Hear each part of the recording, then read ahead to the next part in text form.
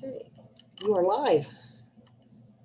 Good afternoon, everybody. My name is Sherry Herrera. I am an LVN here at Cardiovascular Associates of Victoria. We are the cardiology office that is affiliated with Citizens Medical Center. I have worked here for 7 years. I have been an LVN for 10 years. And for 8 years prior to that, I was a medical assistant. All I've ever wanted to do is work in healthcare. So I knew when I was 10, my mom had a surgery and she had an open wound and I got to help take care of it. And I knew then, regardless of what else was going on in this world, I was going to work in healthcare. Blood, guts, gore, nothing bothers me except eyeballs. I don't like the whole cataract surgery thing. But anyway, I did focus in my high school years on a club called Health Occupation Students of America and the corresponding class that went with it. I grew up in Pasadena, Texas, so we were a much larger school district. Some of your schools out here do have it. Industrial, where my daughter went, had that particular club, but they did not have the class. That gave me a love for the hands-on. I learned how to do different things, and everything that I have done, I have used as a stepping stone to the job I have right now. There are lessons I learned then in HOSA that still help me in my job today, and I'm much older. For medical assisting school, I did go to a small school in Friendswood, Texas. Learned basic phlebotomy, how to draw blood. I learned how to do EKGs, take blood pressures, and all of that, again, helped me when I went to nursing school in 2010 and 2011. A lot of what I do is people skills. I can teach anybody how to draw blood or how to take a blood pressure or how to put the patient's information into the computer, but you have to have the skills to talk to people. A lot of our patients, they don't really quite know what's going on sometimes, so you have to be patient and be willing to explain over and over again what their needs are. So that's kind of the soft skills that you need to have. Nursing school itself, Victoria College is where I went to school. Wonderful school, wonderful program. So most junior colleges have accredited programs throughout the states, wherever you'd like to go. I am licensed. I had to take a national exam, so I am licensed through the state of Texas. There are some states that if I were to move, my license would be approved that I could work there. So that's something you would want to look into if you choose to go into LVN and you know that you may like to move eventually. The program is for LVN is 12 months, about a year. And then you take your national exam and then you get out into the workforce. LVNs get paid well. Obviously you get paid based on your experience, but you can start off ballpark, $10, $15 an hour to start and up, depending upon what you'd like to do. I personally like working in an office rather than the hospital setting. I enjoy knowing my patients, seeing them when they come in day after day or, month after month or however often we see them. I like knowing them and then they know me. So they feel comfortable talking with me about, well, Sherry, I started having this chest pain and is this normal? Or, my feet are swelling. What do I need to do? Rather than when you're on the hospital side, you sometimes have a higher turnaround. So that's the difference between that. LVNs can work in a hospital. We can do pretty much the same thing as an RN. There are certain procedures, like we cannot start blood transfusions. So they call it spiking the blood bag. You can't do that as an LVN. You have to be an RN to do that. But the rest of it, other than RNs, really do have a lot more paperwork. Here in the office setting, there is not anything that an RN can do that I cannot do. I will eventually go on and get my RN, but I'm enjoying my job. I like working with hearts. So I love my people that I work with. Differences between LVNs can also work in nursing homes, rehab facilities, um, you know, other doctors' offices. That's typically where the LVNs go, but we can work in the hospital, night shifts, day shifts. It just doesn't really matter. You have a lot of opportunity. You have opportunities in bigger towns. Bigger towns make more money than working in a small town. But the plus of a small town is it's your home. You care about your patients, you care about your community, so you want to work hard and do the best for them. Requirements. I am licensed. I have my basic life support for healthcare providers. So I have my CPR certification is good for 2 years at a time. I've had that constantly since I was 16. So it's good to have. And after a while, it does become kind of like a muscle memory. You just kind of know because things can happen. My niece choked on a onion ring, and I had to do the Heimlich maneuver on her, and everybody else was freaking out. But again, it's muscle memory. You just get it done. COVID has changed things up a little bit. It's always good with the way electronic medical records have come about with the government requiring that we do this to make transfer of records easier. You got to know how to work a computer. And even now working the smartphones, there are things you can do on your smartphone, whether it's taking your blood pressure, your pulse, or taking pictures and emailing them to your providers. So it's really good to be able to be technologically savvy, at least somewhat. We do also offer patients televisits, where just like I'm having a Zoom meeting with y'all, our patients, get the Zoom meeting passcode and they talk to our providers this way. When the pandemic first happened, we saw all of our patients that way, just for their safety and for ours. I do wear a mask when I'm not in my office. So anytime I step out of my office, I've got to wear my mask. Lots and lots of hand washing, lots and lots of washing of the equipment, whether it's our stethoscopes, the EKG machine, our tables in the rooms. So it is, you have to be very conscious of what you're doing, because as a healthcare provider, you're taking care of somebody's family members. That everybody is somebody's mom, dad, grandma, grandpa, and you want to remember that. So you want to make sure that you're taking care of them the way you want your family taken care of. So you make sure you clean things repeatedly. I answer a lot of phone calls, talk to patients about their lab results, do a lot of talking. And sometimes when I get home, I do want to do nothing but be quiet, simply because I've spent all day answering messages. In a typical day, we will see anywhere from 6 to 18 patients. This particular office has 7 providers. So we've got a very large group here. There are offices that will allow you to have, 1 provider and maybe 2 nurses and 1 front desk staff. So you get that smaller home, cozy family feel. And then you've got an office like ours where it's like an ant farm. There are people everywhere. It helps to be good with science, obviously, medical terminology, because sometimes as the nurse, you're going to be the in-between person between the doctor and your patient.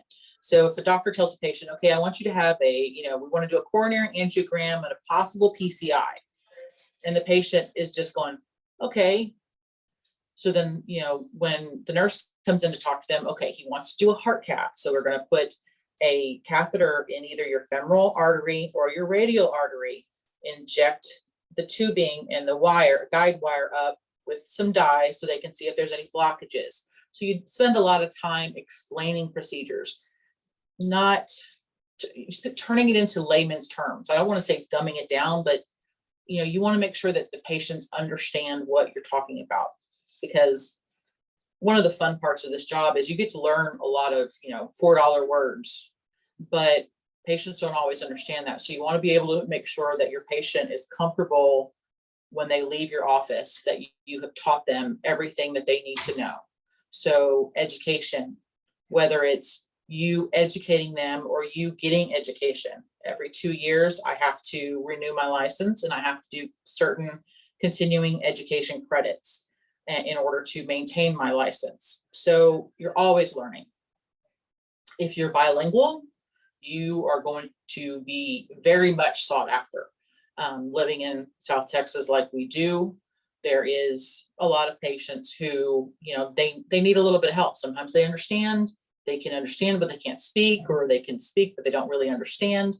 So being bilingual is a very big help.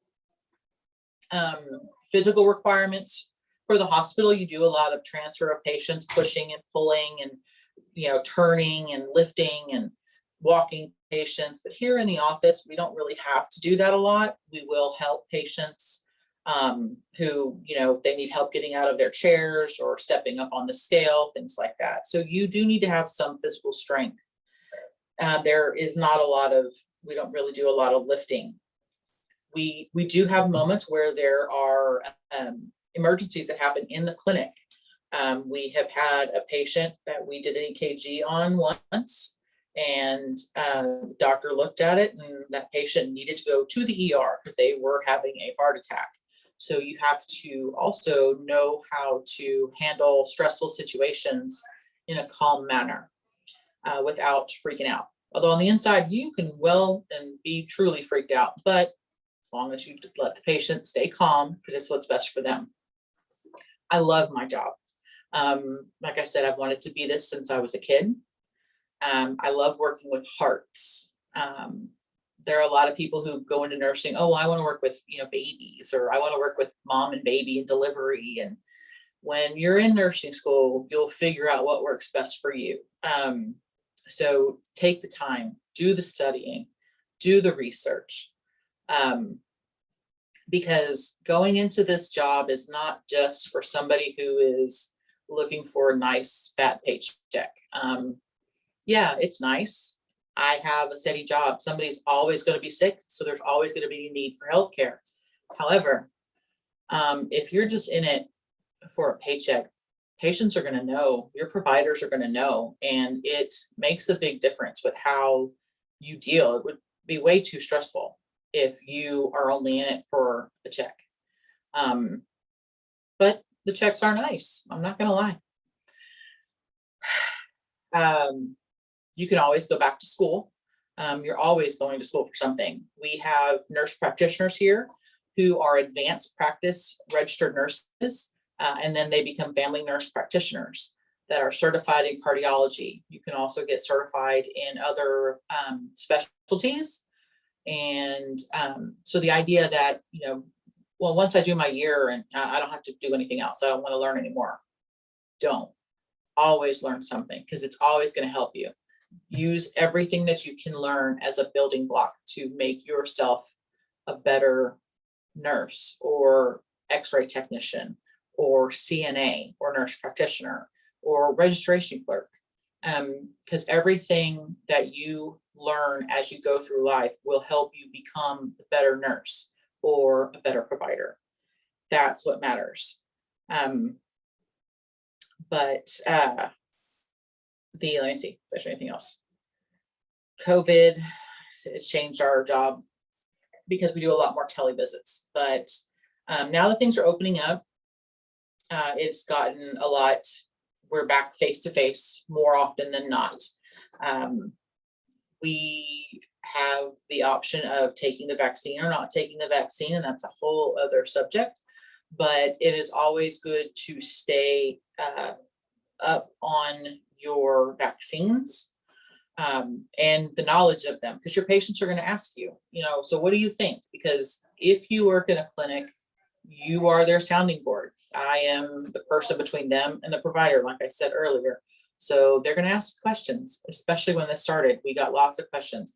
Do they think we should get the vaccine? Do they think we should not? And, I don't understand this, and I don't understand why my labs say this. So you'll never stop learning. And that's a wonderful thing, especially with this particular profession. Again, I love my job. I love hearts. I myself am a heart surgery patient. I had heart surgery in 2017 for a birth defect. That makes me a better nurse because I know exactly what my patients have gone through. And again, treat them like you want your family members treated. There's not a better job, in my opinion. I raised my daughter and she is also going to be a nurse. So I think I'm pretty good at it. But if you have any doubts, do your research, ask around, go by an office and talk to a nurse, or if you're at the hospital visiting a family member, ask one of them, hey, do you have a second? Can I ask you how you like your job? Usually you'll get a good answer. If I'm not sure what else you guys need me to let you know, I'm looking at this list. Modifications for handicapped employees. That's one thing I did not touch on. Depending upon the modification needed, it is still possible. If you were to say have a certain handicap, whether it's, I'm weaker on one side or the other or things like that, there are modifications that can be made. I worked with a young lady who was legally blind, but she was able to get the screen expander, like a magnifying glass that she put over her screen, and she just continued to work. So it's always possible to do something. But think about it. We are needed. Healthcare workers are always going to have a job. You're always going to be needed, top to bottom, whether it's as a CNA, somebody learning how to help the nurses take care of patients. And then, there's no job that's too big for somebody, because that CNA is helping you, if you're the nurse, take care of that patient. They're vital, because if you didn't have them, you'd have to do everything on your own, or something would fall through the cracks. So turning those patients and getting them their water and helping bathe them, that's an honorable position. That is, you're caring for a human life, and that's a wonderful thing.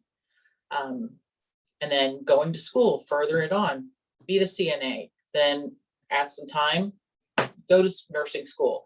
Need a little bit longer, go to get your BSN. Don't stop learning. I know you're thinking, oh my God, I'm tired of school, I just want to be done. No, you're never done. And that's okay. Do it on your time. No one's forcing you to do it in a certain time frame. If they are, tell them, you want to do this job, you come do this. So I applaud you all for choosing to, even if it's just thinking about being in healthcare or in service industries in general. It's not an easy job. There are days when patients are upset, providers are upset. You're dealing with insurance companies, and you just have to hold it together and remember, I love my job. I love my job. I love my job. Simply because, it's life. You're going to have it in any position you take. So I hope you all do well. I hope I've answered some of your questions or giving you food for thought. It's a great position to have. Being an LVN is one of the best decisions I've ever made. So I appreciate you all. Well, Sherry, to build off of your enthusiasm, Kayla Shrala sent a note in that said, Sherry, you are amazing. I formerly worked at Lavaca Medical Center, cardiac rehab, so we have talked many times before. Hey, okay, yeah. The group there is blessed to have you. And Kayla, I apologize. I may have mispronounced your last name. So just wanted to kick that off. And Naomi Barker also said thanks. Yes, you have. A couple of questions that I just like to post out there. Again, the students, you may already know this, teachers, you may have already shared this, but since this is being captured for posterity, Sherry, could you talk to us a little bit about the importance of the confidentiality and following HIPAA and the honesty and integrity, but especially the confidentiality related to this profession. In today's world of instant gratification, social media, everybody's put everything online. Keeping your patient's information as confident as possible is for their benefit and yours. If you were to inadvertently be at HEB and you run across a coworker and you start talking about, oh, Mrs., Betty Jones, oh, that wound turned out to be really bad, and it's gotten into her bone and she's going to have to be put in the hospital for this, and IV antibiotics and all this. And if one of her like say one of her neighbors happens to be walking past you and heard, and then she contacts the patient, oh, I heard you were going to the hospital, what's going on? That can come back on you. There are laws in place to protect patients' confidentiality. They have a right to not have all of their stuff spread all over social media the way we all, some of us like to do. So they take that very, very seriously. Not too long ago, there was somebody fired from the hospital who had taken a picture of a patient's wound, and there was some identifying information available in the picture. So that patient's confidentiality was breached, and they found out who took that picture, and they have been relieved of their job. Also with social media, not only with HIPAA, but the hospital and employers will look into your social media accounts. So please be aware of what you're posting online. They will review what you show publicly. And if you look questionable, they will roll right past you in a line for employees that are eligible for hire.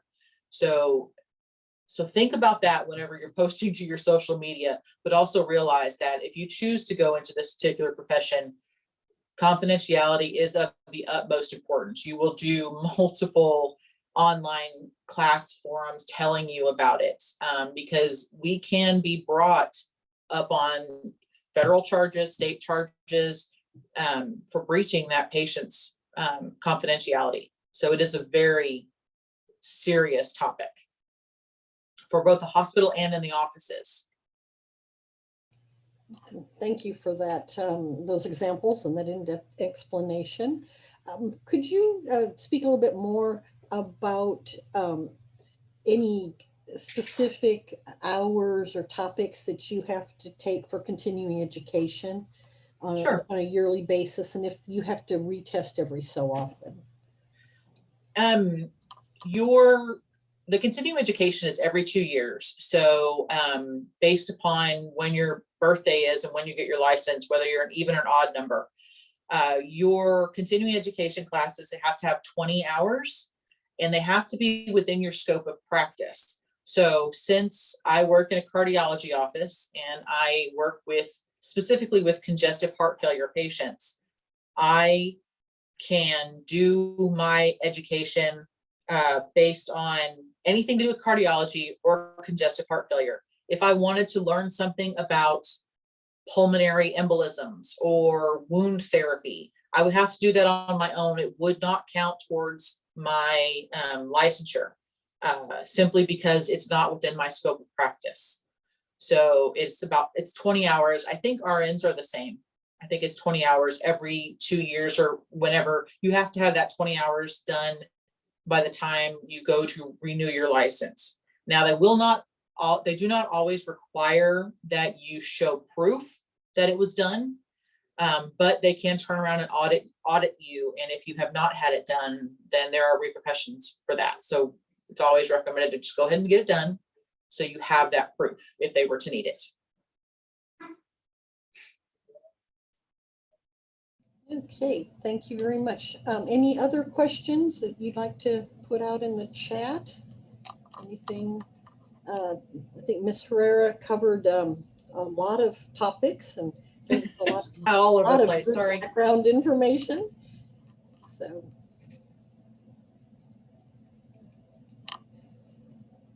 All right. Well, very well. Well, again, Ms. Herrera, we certainly thank you for taking time away from your position at Cardiovascular Associates within Citizens Medical Center.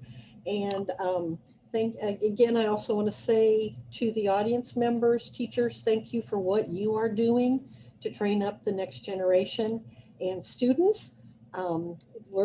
Learn your lessons well, enjoy this career. The older I get, the more important these professions are. So I look forward to seeing you all somewhere. So once again, we say thanks, Ms. Herrera, and everyone have a great rest of the day. Bye now. Thank you. Bye-bye.